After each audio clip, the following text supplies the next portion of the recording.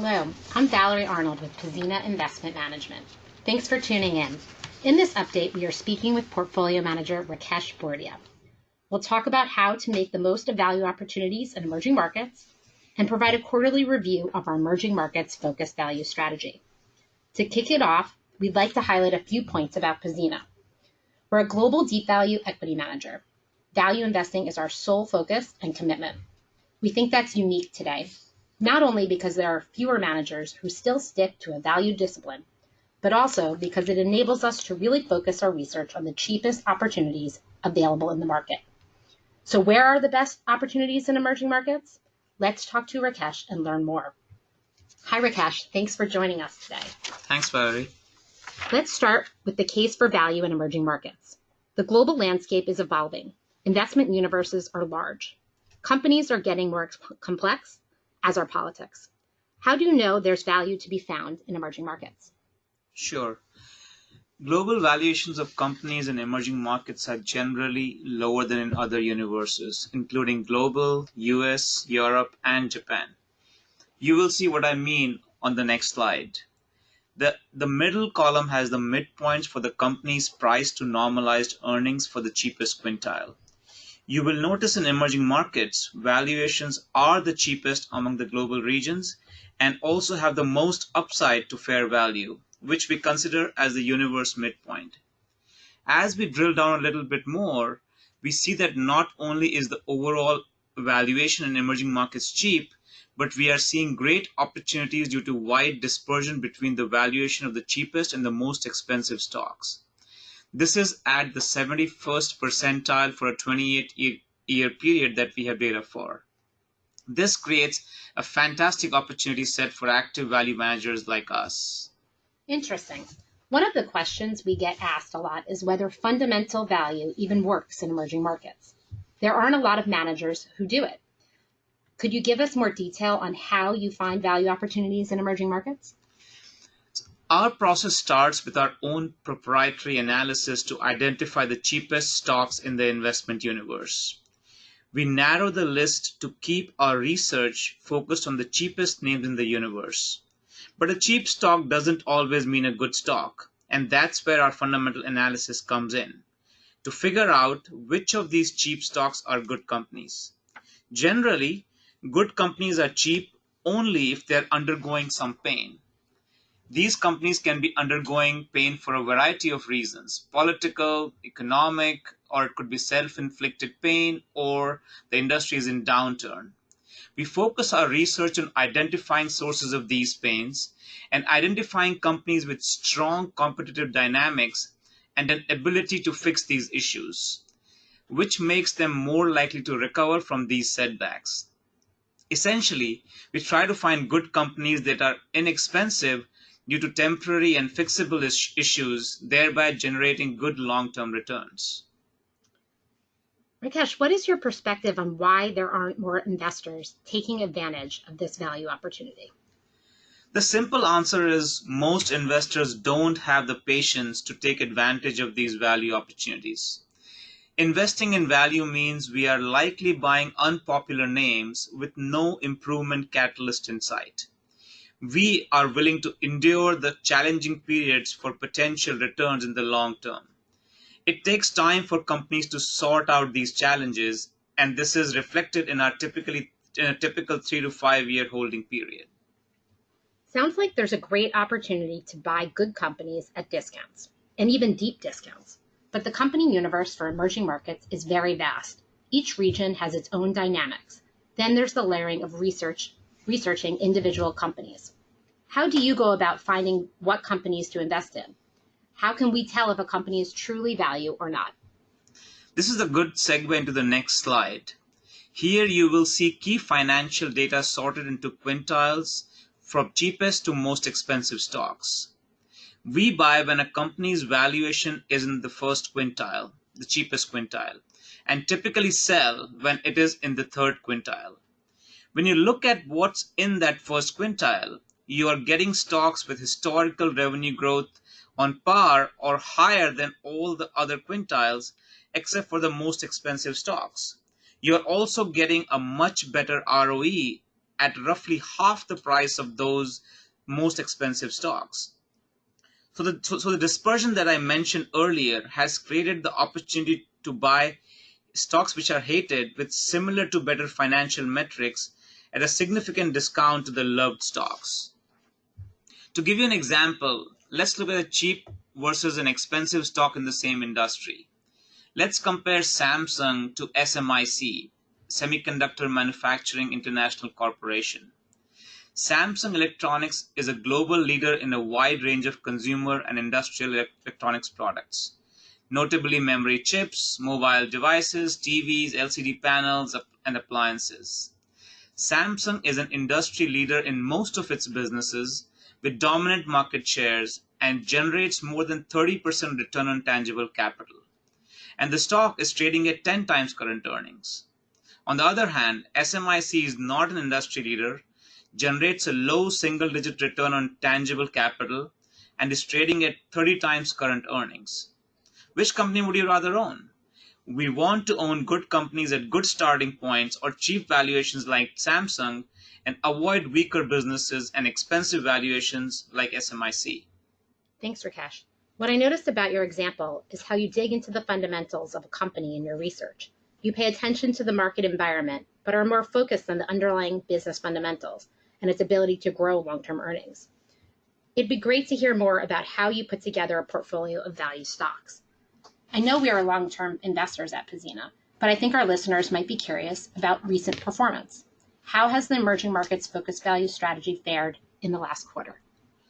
In the last quarter, we underperformed the index as value has faced headwinds globally. Emerging markets equities continued to deal with concerns about a trade war, political tensions, and uncertainty of global economic growth. This led to choppy markets as fears ebbed and flowed. While April was relatively calm, equity markets plunged in May and then reversed in June. Overall, that left emerging markets equity slightly up for the quarter. In our portfolio, our holdings in communication services and information technology detracted from our performance. The best performing sectors were consumer staples and financials.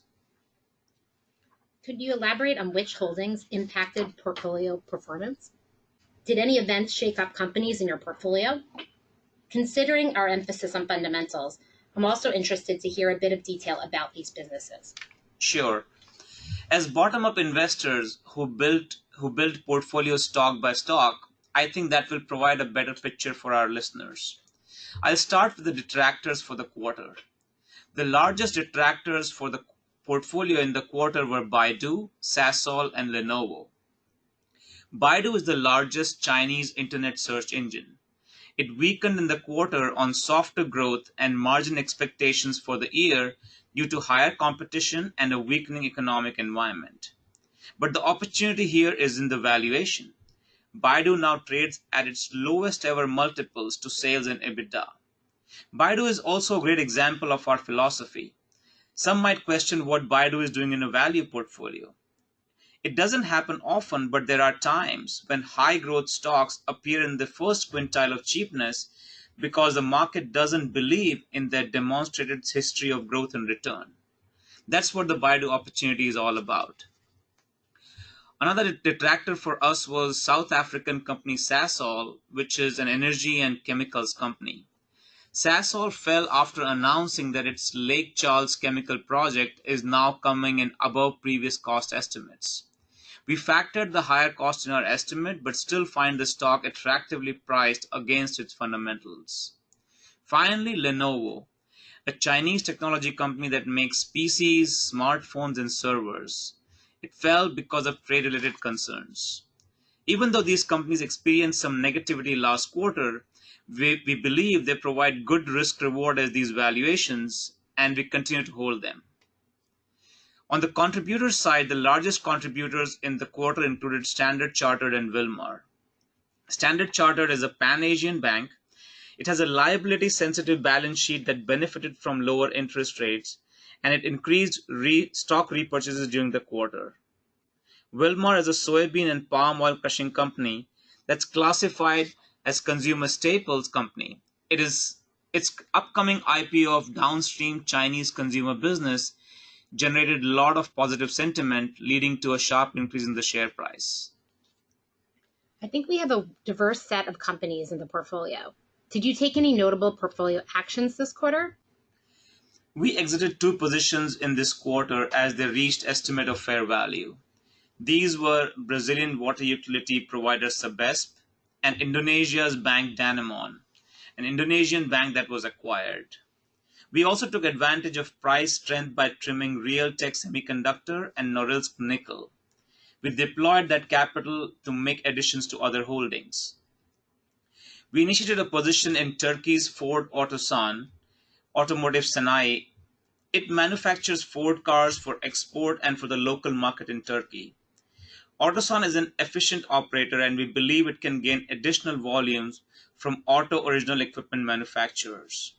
Also, we believe Otosan is well positioned for Turkey's eventual economic recovery.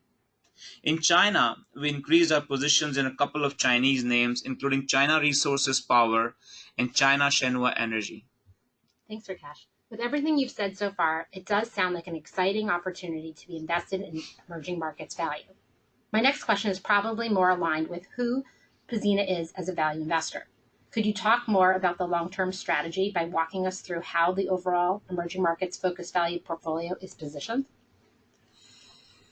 Our largest weights in the portfolio are in financials and information technology. In terms of geography, our biggest exposure is to Asia, but we remain below index weight in Asia because of our China underweight. Emerging markets are volatile, but we are very enthusiastic about the strength of the companies we own in the portfolio. We have a diverse set of businesses that we believe can benefit in long term from both company-specific and industry-specific improvements, regardless of what's happening in the markets in the short term. Thanks for the insights today, Rakesh. Let's wrap up today's webinar with a few questions from our audience. For our first question, Rakesh, what impact are tariff wars having on the portfolio? So overall, any kind of tariff wars or trade barriers are not good for global growth. Having said that, tariffs and trade barriers have always been part of emerging markets.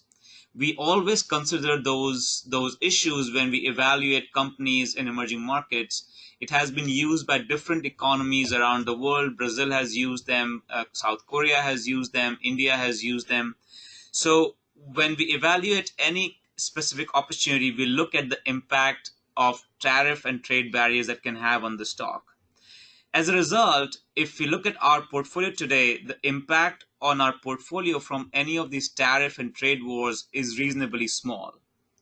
In fact, the uncertainty that the tariff war and trade war has created has actually created a lot of interesting opportunities for us on which we are doing work, because many stocks have been sold off as a result of this market uncertainty. So in short, it doesn't impact our portfolio very much. At the same time, it might create some opportunities for us to add some good names to our portfolio. Thanks, Rakesh. Another question from the audience. What areas are screening up today as attractive opportunities? So a little bit of history would be useful here. If we think about emerging markets, till I would say about 2 years ago, most of the opportunity set consisted of cyclical names, be it industrials, energy, materials. That started changing about early last year because as interest rates started moving up, or there was expectation of interest rate moving up, that resulted in two things. The cyclical names did well on one side, and the bond proxy sectors like consumer staples, healthcare, utilities, those sectors which were never cheap for the prior decade almost became cheap and interesting. Now that phenomenon peaked in fourth quarter, and I would say our opportunity set was the most diverse in fourth quarter of last year. And you will see that as a result, our utilities weight increased quite significantly last year. Now, since then, as things start changing again this year, as interest rate expectations have gone the other direction again, and a lot of those safer names have again gone up as the market has gone up. So the opportunity set is not as diverse as it used to be, but today it is still more diverse than it has been in a very long time. And we are seeing names across a wide variety of sectors screening in the cheapest quintile more than ever before. Thanks, Rakesh. You mentioned you are underweight in China, but that was an area that you added to in the quarter. What are you seeing there? So going back to what we talked about earlier, we are underweight China, but the underweight and overweight of any particular geography is driven by the bottom-up stock picking that built the portfolio. Our overall view on China from a macro standpoint, I can talk about that in more detail if you're interested, but the addition to the portfolio happened driven by stock specific cases where we added the weights in the last quarter. For example, we added weight to China Resources Power, which was a stock which was fairly weak in the prior quarter. The stock, China Resources Power, is one of the largest utilities based in China. It has thermal as well as wind power plants. And the reason the stock got very weak in first quarter was number one, they cut their dividend by half to invest money in wind power, which actually we believe is a more prudent decision because their balance sheet is fairly good, the best among its peers, and wind power investment generates a higher return than returning cash to shareholders, especially with the light of the wind incentives coming to an end in near term. The second reason was all these utilities screen cheap for us and are cheap because coal prices in China were extremely high, which really squeezed their margin. They use coal as fuel for generating power. And our belief is that eventually coal prices will normalize. At the same time, they will get tariff relief from the regulators. And this year, as the trends in the market continued, the belief or of how long it will take for coal prices to normalize just moved out. So a combination of those factors resulted in stock becoming weak. We believe both these reasons are temporary and do not impact the stock fundamentals, and hence we added to our position. So again, going back to the question, it doesn't really have any bearing on what we think about China from a macro standpoint. It was a very company-specific opportunity that happened for us in the quarter, and we added to that name, which happened to be in China. Thanks, Rakesh. I think that's a great example. And thanks to everyone for joining us today. This concludes our webinar. If you have other questions or would like more information about our emerging markets focused value strategy, feel free to reach out. You'll find our contact information on the screen shortly. Here we go. And we look forward to speaking with you soon. Thank you.